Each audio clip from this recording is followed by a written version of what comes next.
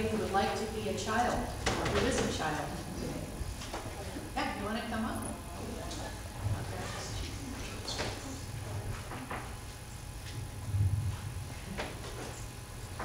Anybody else? It's better if there's more than one of you.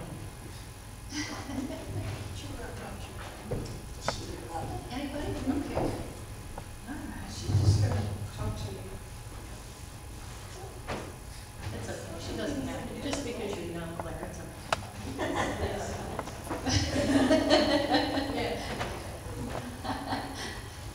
That's what it's like to be a child and not a child. Okay. Well, first of all, I have a question for all of you. How many of you have ever been to a birthday party? Yesterday. That's right. Okay. So, or any kind of a party. Okay. So, have you ever received an invitation where it said, "We're having a little gathering"? Have you received an invitation like that? Maybe those are informal. Some of them aren't even written down. Okay. So what is a gathering? People coming together. Okay, all right. For whatever reason, it's people coming together. So, and those are exciting words, right? Party to look forward to, and people coming together.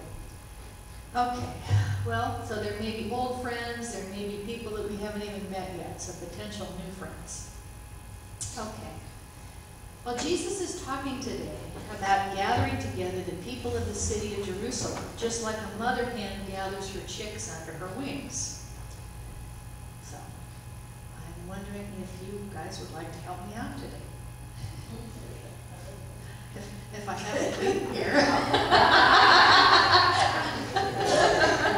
now you're going to say, you want me to crawl over there or what? All right, I'll stand up. I'll stand up. Let me give you a hand. There we go. Okay, so I'm holding a paper in this hand. So come over, both of you come over on this side. Okay, all right, all right. So, how do you feel about that, little chicks? Feels comfortable? Okay, all right. Now, what does it feel like? Warm? Okay. All right, and it's not just one of you. You're gathered together. Okay, all right. So, that feels good, but what happens if you get hungry or bored? You may not want to be here. That's right. Sleep. Okay, all right. So, well, the rest of you think, what does this look like? Any thoughts? Well, like a bird? A one-sided bird. Yeah, well, I can do With a that broken too. wing. But I wanted both of them together anyway. Okay. We're going to have to start calling you Mother, Jeri.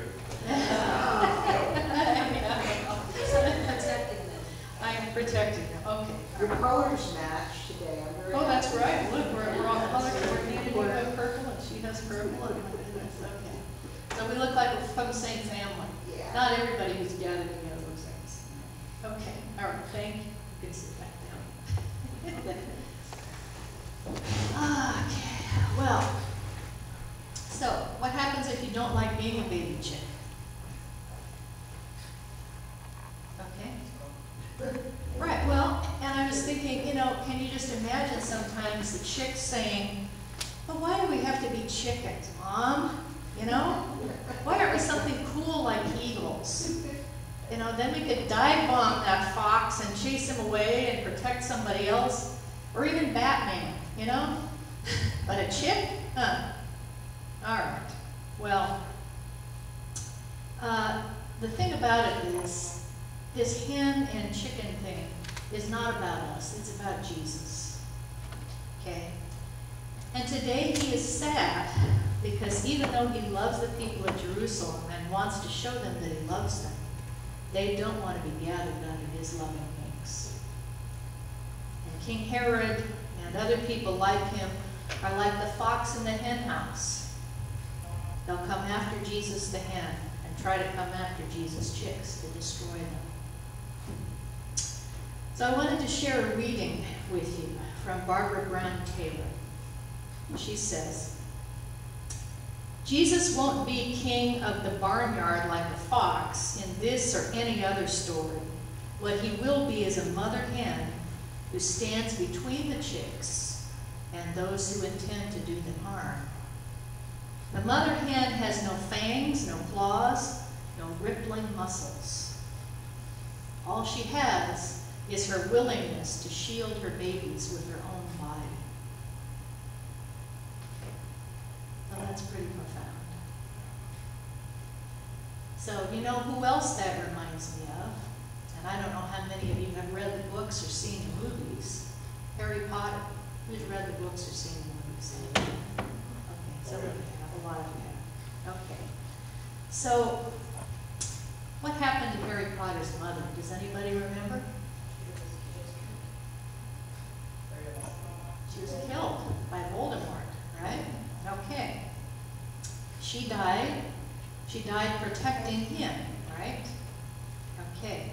And he was marked with what sign? A scar on his forehead, like a lightning bolt, right?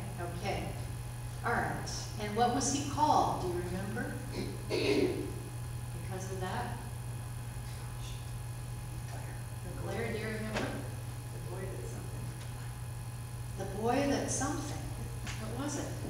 The boy who lived. Okay. All right. So, Harry Potter's mother, Lily, and that's also an interesting name, is a little like Jesus. Okay? Jesus also gives us some more clues about what will happen to him. He says that he's healing people and making their minds well, and on the third day, he will finish his work. And why does that sound familiar? Yeah. Resurrection. On the third day. When do we say that? Okay, yes. Well, it means Easter. And when we say it in Creed. So in just a few minutes, we'll say the Apostles' Creed together, which says the things that the church believes about God and Jesus and the Holy Spirit. And what we will say is that he'll be crucified and he'll die and he'll be buried, and on the third day, he'll rise again. Okay. So, that's Easter.